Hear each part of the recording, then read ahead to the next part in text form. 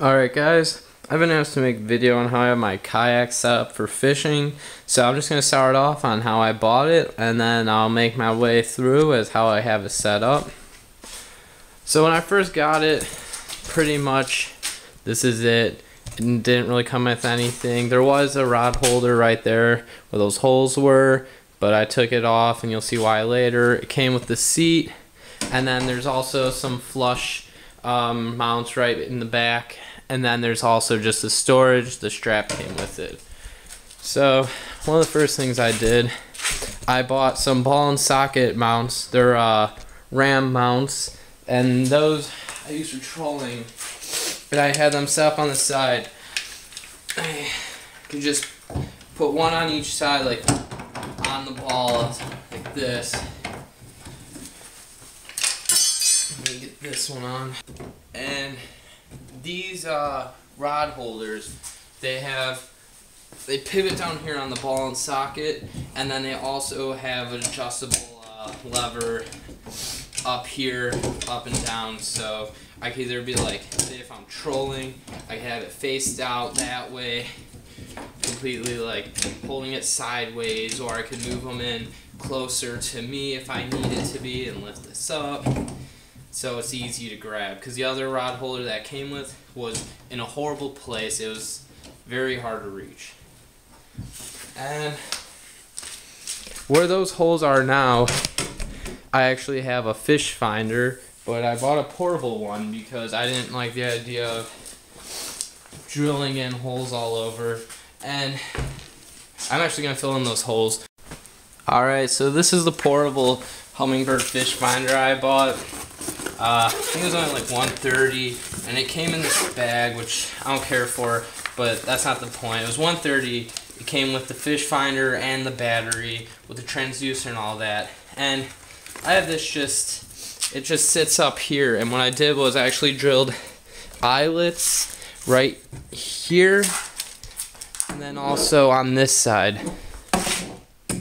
And what that's for is I took some bungee cord and I tied it to these pieces right here that's on the fish finder, and I tie it to the eyelets, and that just keeps the fish finder from moving around when I'm hitting any currents or waves or anything. And then the transducer, this pretty much, it got a long cord, it's got a pocket for it in the bag. It plugs into here, and it's actually a suction cup mount, so this just folds or goes over the kayak and hangs out on the bottom. That way you're not drilling any holes in, you're not really messing anything up with the kayak. That's pretty much it for the front. The middle is just some empty trays. The cup holder is really big. I mean, I use it all the time. Here's a watertight compartment. I've had this on Lake Michigan. Waves have been covered in the whole area. No water got in. That's the seat right there it came with. It's pretty comfortable. Moving on to the back. Alright, so yeah, here's the back. And for this, I just take these straps, unfold it, get that out of the way. And I'll use a old milk crate. And this just sits back here. And since this is no longer on strap, I have a bungee cord that hooks onto the eyelets that the strap normally would. And this is holding down that basket in place. Yeah, so here's what the strap's hooked up to. It's on a little J hook, and then this goes through the handle across onto this side, and that pretty much keeps that in place. Okay, and when I take this out for fishing, yeah, obviously I have to bring some tackle boxes. I just use these two. I have one for most of my lures and everything, the other one for hooks and all that. And I had this in here, and it's like pretty snug between the actual plastic of the kayak and the crate. But what I do is I take this strap that's already on the kayak and sort of crisscross it around each of the corners. And I mean, yeah, it could fall off maybe if the kayak tips, but it holds it pretty good. You may notice how there's this PVC pipe sticking out of the crate. That's actually, I drilled some holes into it and zip tied it into here, so this isn't going anywhere. And I use this to actually put my net, and this keeps it held in an easy place where I could just reach back and grab it. It slides in and it slides right back, or it slides out, slides right back in.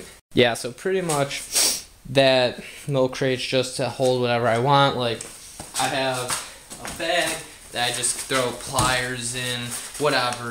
This can just sit in here, or I also have my anchor that just sits in here.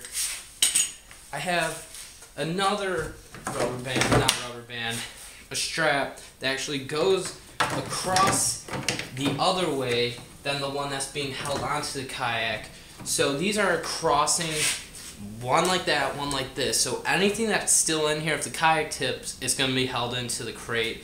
And it still can slide through if I go and grab it, but it should be fine if it tips. Or what you can do is I take the strings from my bag and have it run under the strap that holds the crate down, and this way, even if this does come out, it's going to be held onto the strap, so that stuff should be fine. Alright guys, something I made that I've seen on other YouTube videos, Yak in Texas I believe, is an anchor trolley. And you pretty much just take some rope and you have some brass hooks. You gotta make sure you have one with a loop on it, and then you just take a giant O-ring and you run it through. I'll show you how it's done in another video.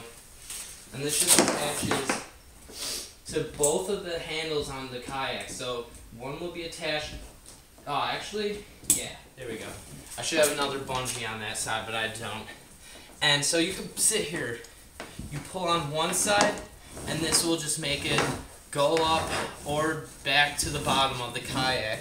And what I have is I have just my anchor, and I have a whole bunch of line. I have it wrapped around a part of a pool noodle. So when I'm fishing and I catch anything big, say if I want to be facing the current or something, pull up on it, this just brings it to the front of the kayak, this brings it down, so it can reposition yourself. But the point of the pool noodle is, if you ever catch anything big and it starts to pull you, you could just unhook it, and this will just float in the water, and your anchor will stay where it's at, obviously, and with the noodle there, you won't lose the line. So that fish could pull you around to wherever you need to go, and then you could come back and just pick it up and hook it back on here.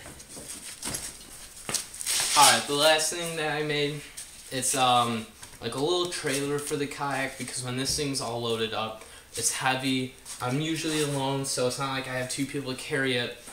I just took some lawnmower wheels and a metal rod, and I just constructed out of PVC something that's just wide enough so it fits into the grooves under the kayak. There should be a PVC pipe actually here to help it stand up like a kickstand, so you can easily just slide the kayak up onto it. And then this actually breaks down.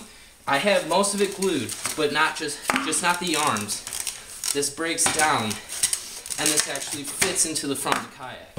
So there's the inside of the kayak, the front compartment space, and this is just the trailer sort of broken down. Put the wheels in there. And then these two pieces, they go into. That way I'm not leaving anywhere, it's not taking up any space in the back of the kayak. Alright, so that's pretty much how I have my kayak set up.